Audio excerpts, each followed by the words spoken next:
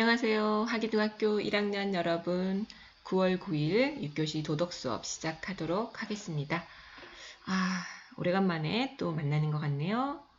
1학기 때는 일주일에 3시간 도덕 수업을 했는데요. 2학기 때는 일주일에 2시간 수업을 합니다.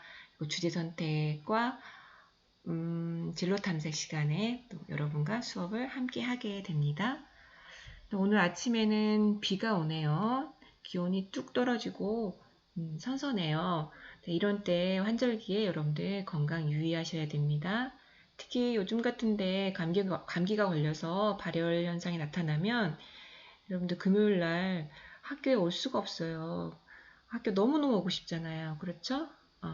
그러니까 건강관리 잘 하시고 우리 금요일 날 반갑게 만나도록 합시다. 자, 그렇다면 우리가 앞에서 배웠던 인권에 대해서 배웠는데 내가 감기가 걸렸어. 열이 나요. 근데 학교에 너무너무 오고 싶어요. 자, 그런데 열이 나서 발열이 37.5도 이상이라 학교에 못 온다. 자, 이거 인권 침해라고 할 수 있을까요? 없을까요? 나 너무 학교 오고 싶어요. 오고 싶은 인간의 자유를 보장해 주는 게 인권 보호라고 했는데 그런 내가 학교 오고 싶다고 해서 37.5도가 넘는데 학교에 못 오겠다고 인권 침해다라고 한다면 그거는 이제 한 가지 면만 보고 다른 면을 보지 못한 걸 할 수 있겠죠. 행복의 기본 조건이 인권을 보장해 주는 것은 맞지만 그래서 학교에 오고 싶다면 올 수 있도록 해줘야 되긴 하겠지만 열이 나서 다른 사람에게 혹시 또 불편함을 또 피해를 준다면 그거는 인권을 보호한다고 할 수가 없겠죠. 그래서 인간관계 기본 원리라고 했잖아요. 나의 인권도 중요하지만 다른 사람의 인권도 동등하게 존중해줘야 되기 때문에 열이 나서 학교에 가고 싶지만 못 오겠어요. 등교 중지를 시켰어요. 그렇다고 해서 그것을 인권 침해라고 보기는 어렵다는 거. 자, 결론적으로 그래서 건강관리 잘해서 우리 금요일날 건강하게 반가운 얼굴로 만나도록 합시다. 오늘 수업 시작하겠습니다. 자, 여러분들 지난주에 과제로 내준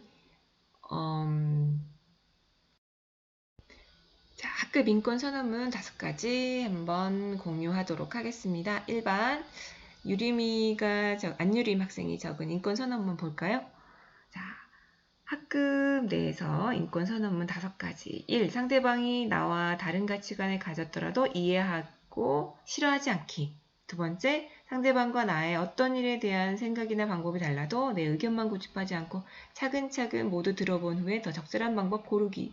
1번과 2번이 연관성이 있죠? 3번, 상대방이 싫어하는 행동하지 않기. 나와 다르다고 마음에 들지 않는다고 편을 갈라서 그 친구를 따돌리지 않기. 모든 친구들에게 동등하게 대해주고 누구 한 명이 소외되지 않도록 하기. 유리미는 관용의 정신을 실천하는 게 인권을 보호할 수 있는 중요한 가치라고 생각하고 작성한 것 같네요. 자, 2반에 오래간만에 정우가 과제를 제출해 주었네요. 자, 근데 지금 오늘 197명 중에 100명이 과제를 제출해 주었어요. 나머지 97명에 대해서는 벌점을 주거나 뭔가 조치를 취해야겠다는 생각이 들지요. 자, 숙제 안 한 사람도 이제 이 영상을 본 사람은 늦게라도 반드시 올려야 됩니다. 여러분들 금요일 날 오기 전까지는 온라인 클래스 수강과 과제 제출 다 모든 교과에서 완료하고 금요일 날 떳떳하게 당당하게 교과 수업에 참여할 수 있도록 합시다. 자, 정우의 인권선언문 1. 서로서로 모두 존중하겠다. 개인의 이익보다 다수의 이익을 위해 행동하겠다. 말 조심하겠다. 일반인과 다르다고 해서 차별하지 않겠다. 상대방 입장도 생각하겠다.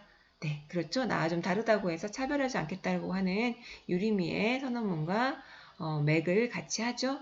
3번에 서윤이의 인권선언문 볼게요. 상대방의 말을 기울이며 듣는다. 자신과 다르다고 해서 차별하지 않는다. 어떤 일이 원활하게 진행되지 않았을 때 무조건 남 탓하지 않는다. 자신의 생각도 잘못도 생각해본다, 반성해본다는 거, 신체, 외모, 성적 등으로 친구들에게 상처가 될 수 있는 말을 삼가한다. 만약 싸움이 일어났을 때 한 친구의 편만 들어줄 것이 아니라 다른 친구의 의견도 들어보며 대화로 문제를 풀어간다. 네, 서윤이도 학급에서 일어날 수 있을 법한 그런 갈등 사례에 대해서 어떻게 하면 인권을 존중해 줄 수 있는지 그거를 고민해보고 인권 선언문을 작성한 그런 흔적이 보이네요. 4반의 규원이 말조심, 말 가려서 하기, 오해가 생길 수 있음. 네, 새치 혀가 사람을 살릴 수도 있고 죽일 수 있다고도 하죠. 그러니까 눈에 보이지 않는다고 해서 말을 함부로 막 하면 안 되겠죠. 말은 정말 큰 상처를 남길 수가 있어요. 물리적 상처는 금방 시간이 가면 낫겠지만 말로 인한 상처는 훨씬 더 오랫동안 상처로 깊게 남아있다는 걸 규원이가 알고 있네요. 내 이야기만 하지 않고 다른 사람의 얘기에 귀를 기울여 듣는다. 내가 기분이 나쁘지 않는 말이라고 해서 상대방도 기분 나쁠 수 있기 때문에 존중해줘야 된다. 네, 맞아요. 상대방의 입장에서 생각해주는 역지사지. 4번, 누구 한 명을 갈구지 않는다. 이 내용이 맞아요. 누구 한 명 왕따시키지 않는다. 괴롭히지 않는다. 그런 의미죠. 5. 차별하지 않는다. 네, 잘 해주었습니다. 5반의 승민이의 인권선언문 읽어볼게요. 친구들이 싫어하는 별명 부리지 않는다. 친구를 무시하지 않는다. 상대방 기분도 생각하면서 말을 한 번 더 생각하고 한다. 친구들의 잘못을 무조건 따지지 말고 존중해주며 이해해준다. 한 친구의 편만 들지 않고 다른 친구의 이야기도 듣고 판단한다. 자, 지금 앞에서 3반의 서윤이가 했던 그 인권선언과 또 일치하는 내용도 있죠. 이처럼 여러분 학교 생활을 유치원 때부터 했다고 생각하면 유치원 때부터 초등학교 6학년 그리고 지금까지 학교 생활하면서 경험했던 걸 바탕으로 해서 작성한 인권선언문이라 마음에 와 닿네요. 6반의 연지 선언문 들어볼게요. 폭력보다 말로 하기, 차별 대우하지 않기, 무시하지 않기, 말할 때 한 번 더 생각하고 말하기, 소수의 의견에 귀를 기울이고 존중해주기. 네. 여러분들 작성한 인권선언문 내용 보니까 여러분 학급에 와서 또 이제 친구들과 생활할 때도 큰 갈등 없이 아주 즐겁게 행복하게 학교 생활이 가능할 것 같네요. 180조 교과서 표시고요. 자, 오늘 단어는 사회적 약자를 어떻게 대할까입니다.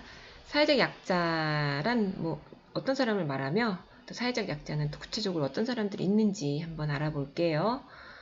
자, 첫 번째 제일 한국인 정대세 이야기 한번 보겠습니다. 프로로 가기 전 학창 시절에 일본 학교와 경기를 하면 선수들이 조선으로 돌아가라 라고 말했다. 김치 마늘 냄새 독하다 그런 말을 계속 들으면서 너무 속상하고 마음이 아팠다. 서로가 존경하는 마음을 가지고 경기를 뛰어야 하는데 라고 했는데요.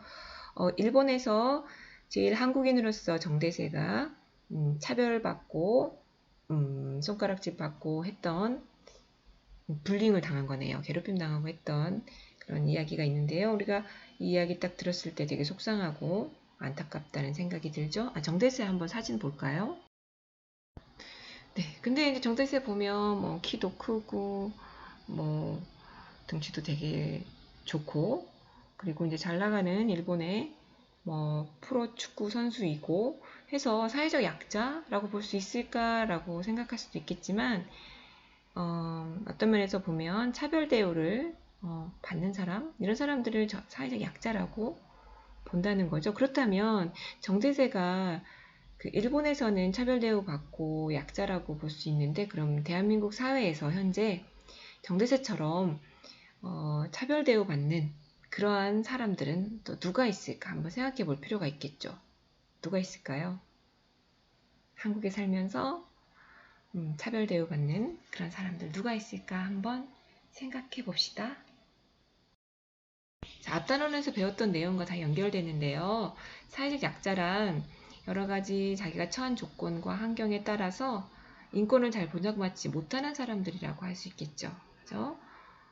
자, 사회적 약자란 정리 한번 해보자면 인종이나 신체, 문화, 종교, 학력, 이념, 성별 등의 특성을 이유로 사회 다수의 사람들에 비해 열악한 환경에 놓여 있거나 고통을 받으며 살아가는 사람들, 이들을 사회적 약자라고 한다. 특히 우리 사회에서는 장애인, 노인, 빈곤층, 이주노동자, 결혼 이주자, 북한 이탈 주민, 혼혈인, 비정규직 노동자들이 사회적 약자라고 할 수 있는데요. 북한 이탈 주민이라고 해서 다 사실 약자는 아닌 것 같아요. 선생님이 알고 있는 그 작가, 웹툰 작가는 한국에서 아주 정착을 잘해서 경제적으로 되게 여유 있는 삶을 살아가고 있는 그런 북한 이탈 주민도 있어요. 일부 북한에서 이탈한 그 사람이라고 해서 한국 사회에서 경제적으로도 사회적으로도 어려움을 겪고 있는, 고통받고 있는 그런 사람들을 사회적 약자라고 한다는 거. 사회적 약자에 대한 차별은 편견과 선입견, 무관심이 가장 큰 차별이라고 할 수 있겠죠. 그죠? 그러니까 장애인을 바라보는 그 시선 자체가 나랑 다르다. 이것만으로도 좀 편견을 가지고 있죠. 아마도 나보다 못할 것이다. 능력도 부족하고 아마 저 사람 때문에 우리가 좀 불편해질 수 있을 것이다. 겪어보지도 않고 갖는 선입견. 아니면 저 사람 나한테 도움도 안 되는데 이렇게 무관심하게 대하는 거. 자, 이런 것들이 사회적 약자에 대한 차별이죠. 여러분들 혹시 인식하지 못하고 있었지만 자기도 모르게 차별을 하고 있진 않나요? 한번 생각해 봅시다. 사회 구성원 다수의 사람들을 기준으로 만들어진 사회 구조와 환경, 사회적 약자가 적응하기 힘든 차별적 환경이 만들어지기도 합니다.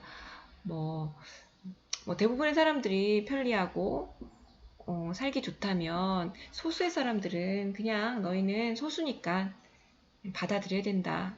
소수에 대해서 배려하지 않는 이런 환경 또한 우리가 사회적 약자에 대해서 가하고 있는 차별이고, 그 또한 인권 침해라고 할 수 있지 않을까요?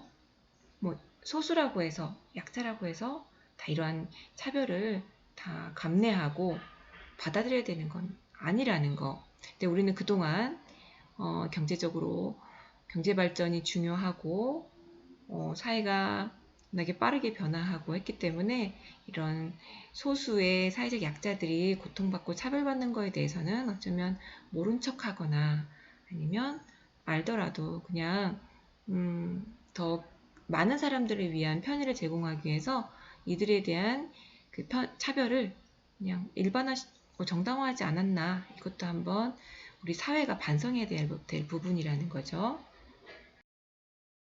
181쪽에 나는 바리스타 한번 볼게요. 68세의 신땡땡 씨는 한 카페에서 바리스타로 일하고 있다. 이 카페에 5명의 노인이 함께 일하고 있으며 그들의 나이는 평균 65세이다. 신 씨의 얼굴에는 인터뷰 내내 미소가 떠나지 않았다. 그는 복지관에서 바리스타 과정을 배웠지만 일반 카페에서 일을 하게 된 것은 우리가 처음이라 라고 말했다. 이 카페는 노인들을 바리스타로 채용한다는 계획이 알려지면서 개업 전부터 눈길을 끌었다. 자, 노약자들이 취업하기가 매우 어렵죠. 취업이 안 되기 때문에 경제적으로 독립도 어렵고, 그래서 노인들을 사회적 약자라고 보는데, 그런 사회적 약자들에 대한 그 편견과 무관심 등으로 인해서 고통받았었는데, 그런 것들은 또 어떤 게 있을까? 구체적인 사례도 교과서에 적어보시고요. 이 밖에 노인들에 대한 그 편견 말고 우리가 갖고 있는 사회적 약자에 대한 편견, 이런 편견들을 깬 사례가 어떤 것이 있는가 한번 적어볼까요? 비슷한 예로 이런 카페에서 장애인 학생들을 장애인을 고용해서 카페를 운영하는 그런 사례도 있죠. 아주 비슷한 그런 사례라고 할 수가 있겠죠. 자, 다음 그림을 한번 보시고요. 그림 속에 있는 사람들의 모습을 보면서 누가 사회적 약자일까 한번 찾아보시고요. 이제 필기도구로 동그라미 모양을 하시고 게다가 화살표로 왜 그렇게 생각하는지, 왜 이 사람이 사회적 약자인지 그 이유도 함께 교과서에 적어보세요. 자, 여러분들 다음 주 학교에 오면 교과서 검사하겠습니다. 다음 페이지 보겠습니다. 사회적 약자에 대한 공감과 배려.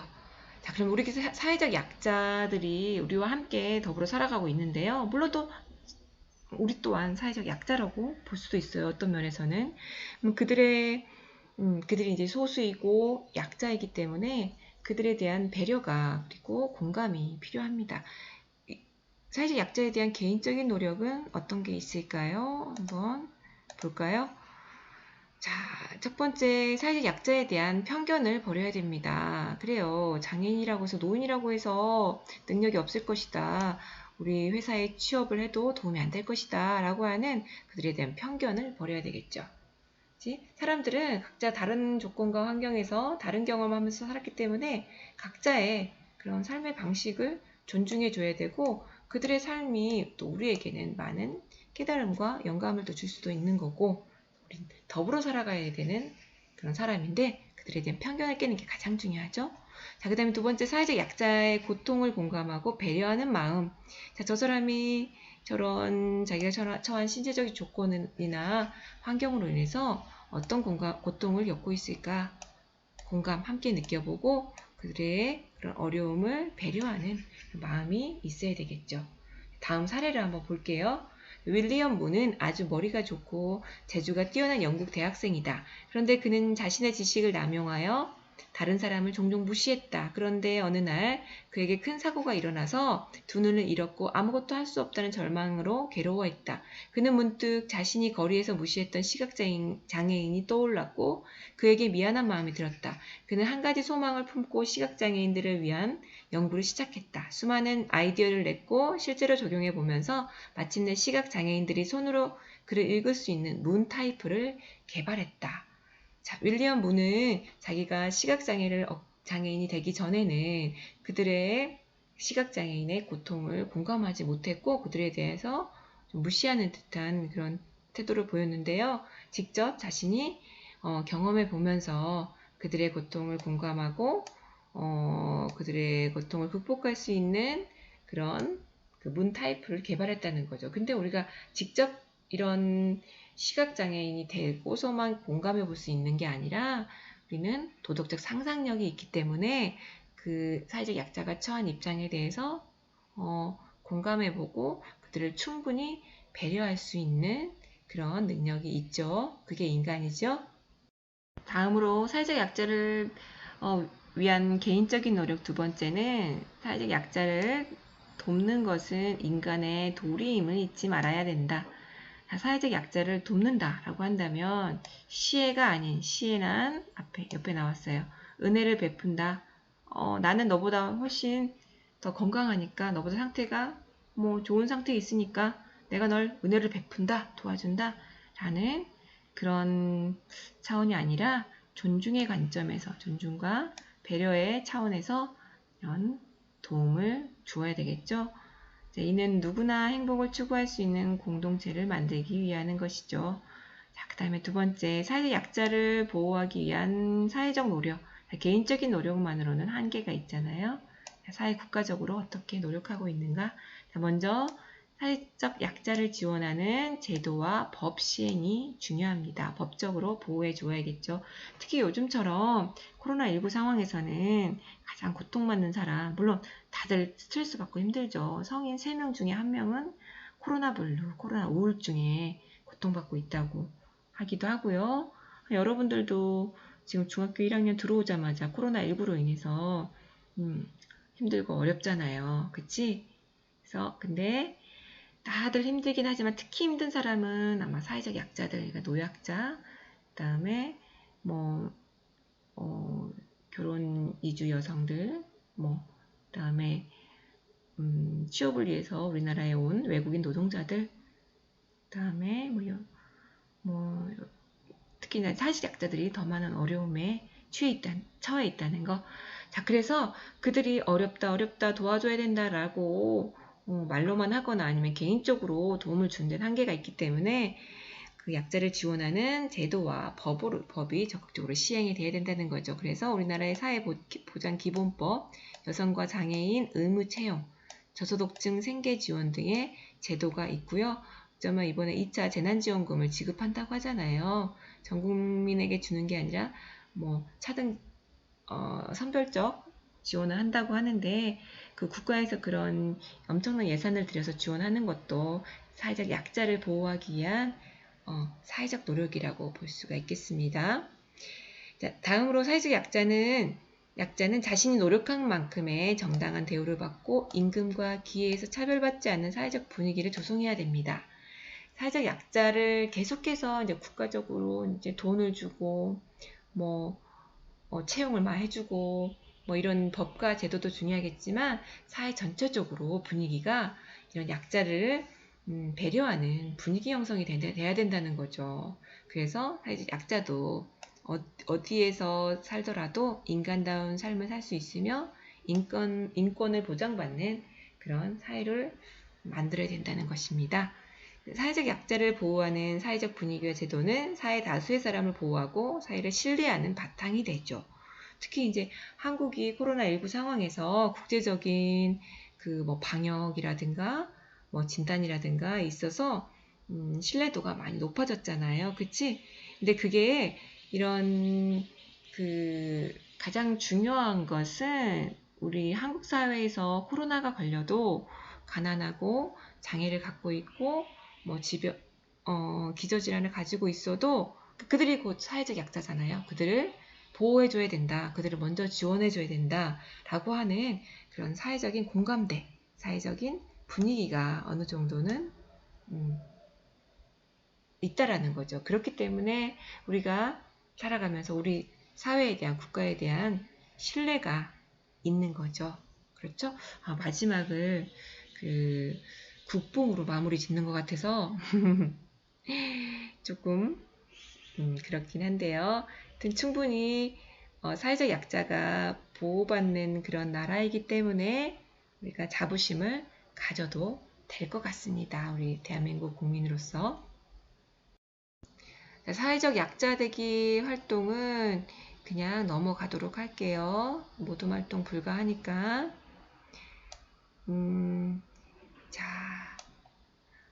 이 활동은 과제로, 패들렛 과제로 내도록 하겠습니다. 사회적 약자를 향한 나의 시선 점검하기. 평소에 나는 사회적 약자를 어떻게 대했는지 생각해보고 그들에 대한 편견이나 선입견, 차별을 담은 말이나 행동을 하지 않았는지 자신의 말과 행동을 진지하게 반성해보는 시간 갖도록 하겠습니다. 패들렛에 과제 올리는데 저는 그런 적이 없는데요 라고 올리면 안 돼요. 자신의 말과 행동을 꼼꼼하게 더 신중하게 점검해보고 충분히 반성해본 다음에 과제를 제출해 주시기 바랍니다. 자, 오늘의 학습 과제는 온라인 수강 9월 11일까지 등교 전에 전 교과, 모든 교과 온라인 수강 완료해 주시고요. 자, 오늘의 과제, 도덕과제, 사회적 약자를 향한 나의 말과 행동 반성하기 패들렛에 입력해 주시기 바랍니다. 자, 9월 11일 금요일날 우리 등교하는데요. 당당하게 떳떳하게 수업에 참여하려면 어떻게 된다? 온라인 수강 다 하시고요. 과제도 모두 완료하고 오세요. 여러분 너무너무 보고 싶네요. 금요일날 만나요.